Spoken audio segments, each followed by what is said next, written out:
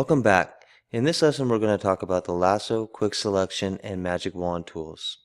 The Lasso tool is fairly simple in concept. This is basically a free-form selection. Now rather than having just a rectangle, square, circle, you can select whatever you want by simply drawing your line however you want your selection. Now I have kind of an odd selection of this image.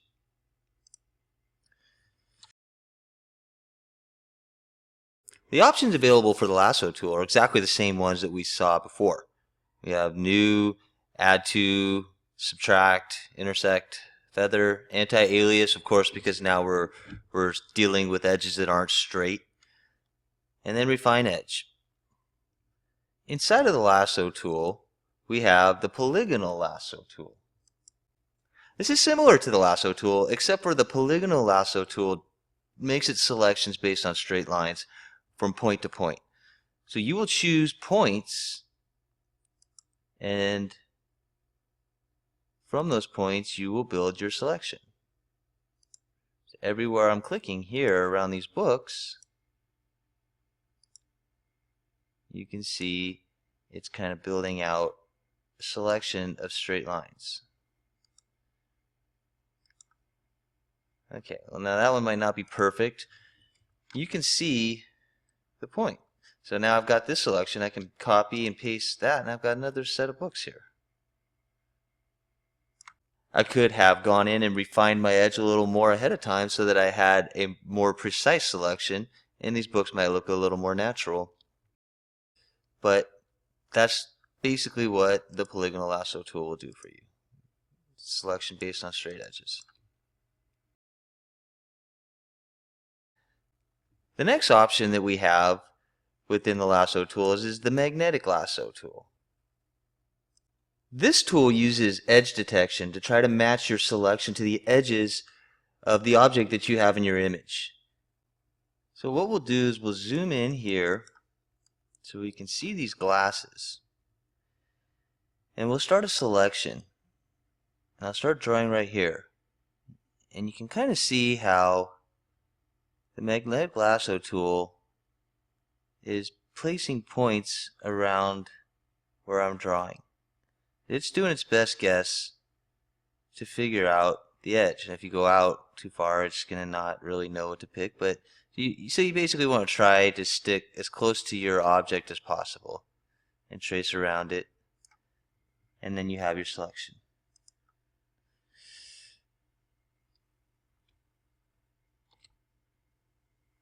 Now with the magnetic lasso tool, you have a couple of different options up here. You have the same ones as before, feathering, anti-alias, and then you have width, contrast, frequency.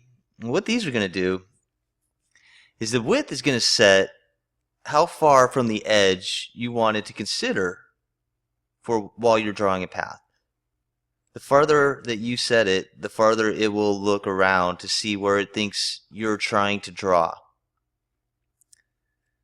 And the contrast is setting how much you want to look for contrast in the image. Contrast being something like this book. I don't have to set the contrast very high because there's a lot of contrast in this. So if I have a relatively low contrast, it's going to be able to fairly easily detect the edge that I'm looking for. But with the glasses, you can see they're kind of a similar color to the background. So I may want to set the contrast a little bit higher so that it can better assess the edge I'm trying to grab. Then we have frequency. The frequency refers to the points that you see. As I'm drawing this edge, you can see all the points that are being placed, all the little squares there. The higher the frequency, the more points it's going to place for you. Now this is the first time that we've seen the tablet pressure option. With the tablet pressure selected, if you're using a stylus, then having this selected will allow Photoshop to increase or decrease the edge width based on the pressure that you place on your stylus. Okay, and that's what we have for the lasso tools.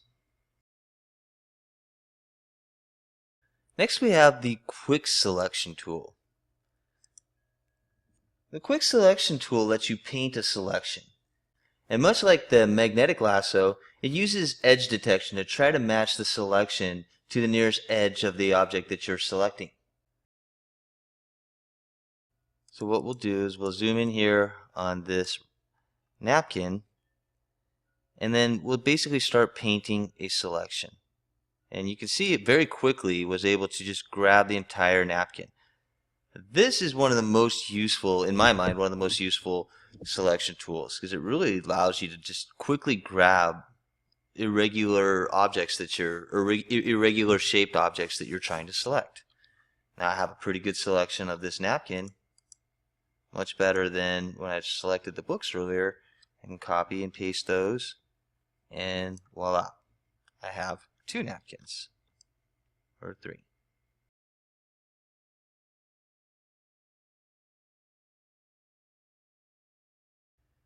For the Quick Selection tool's options, you see that we now have very different options than the previous selection tools that we've used. Or at least they look different. The first few are actually the same thing. We have a new selection where we're making a new selection. And then we have add to the selection where we are able to go and select other objects that we want to add to it, or subtract. And that works the same way. And all the time you're just painting your selection out.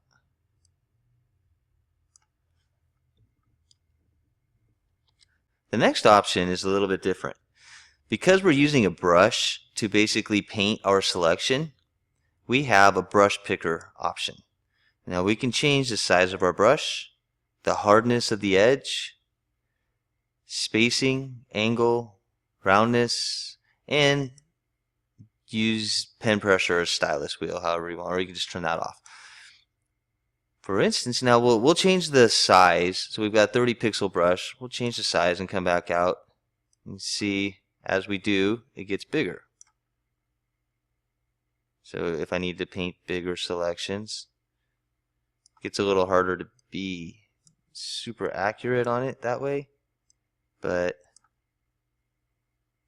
that's if you got a large area like this. If I wanted just this background and none of these objects, I'm able to kind of quickly grab a bunch of it, and then I could come back in, reduce the size of it to get rid of some of the things I don't want.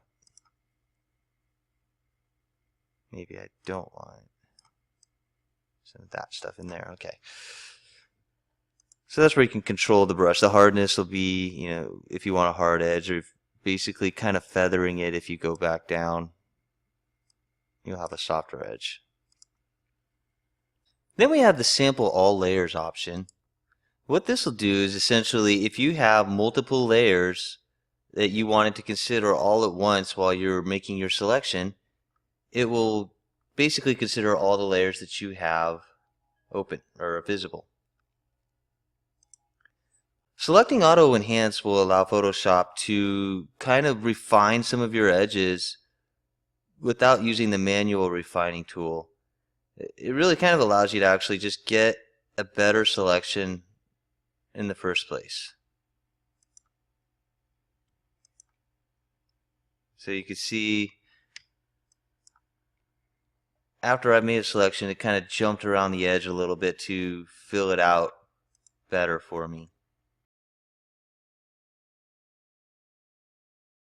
And that's what we have for the Quick Selection tool.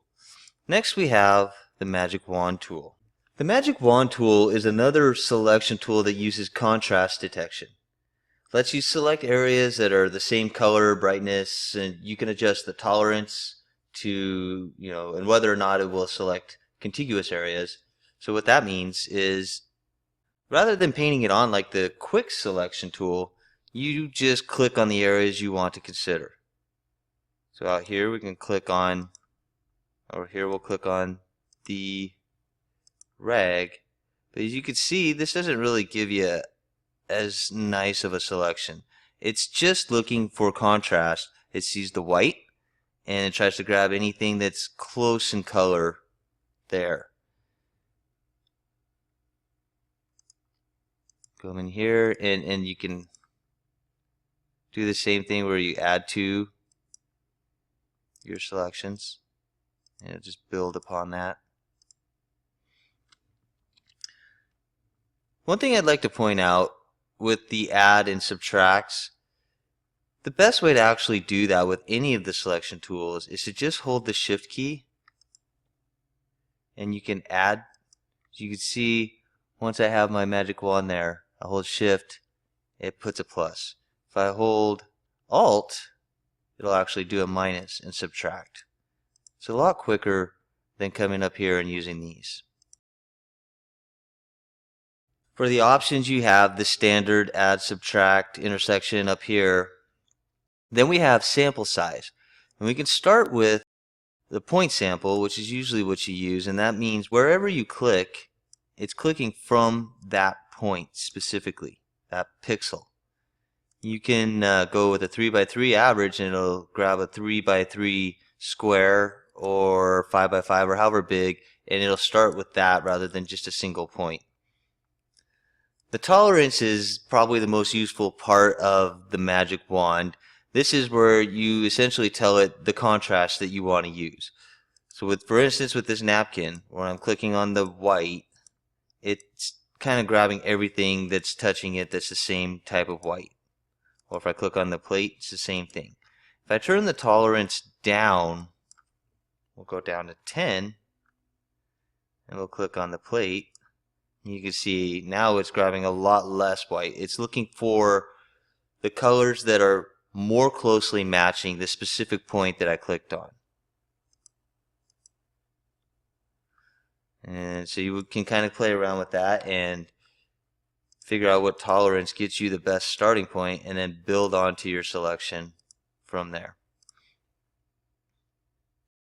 You have anti-alias, of course, because we don't have straight lines. You want to have smoother lines there. Contiguous is another important part of the magic wand. Contiguous means, are we looking for a selection that's touching the spot I've clicked on, or do we want colors that are matching this spot from anywhere in the canvas? For instance, with contiguous selected, I click here, it grabs the white that I've clicked on, and it tries to grab anything touching that that's closely related.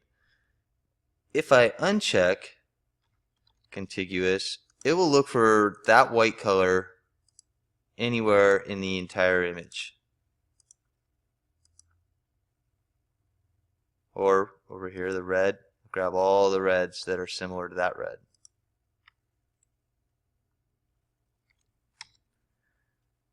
We also have the sample all layers. Again, if I had other layers that had other objects all over the place and I wanted the red from all those layers, I would click on sample all layers, click on the red, and it will sample all the layers that I have available. And then you can refine your edge as well once you've got your selection kind of built. Selection tools are something you will need to become intimately familiar with if you're really going to be involved with heavy photo editing. These are the tools that are going to allow you to really refine and build and manipulate your images as precisely and specifically as you want. Thank you again. We'll see you in the next lesson.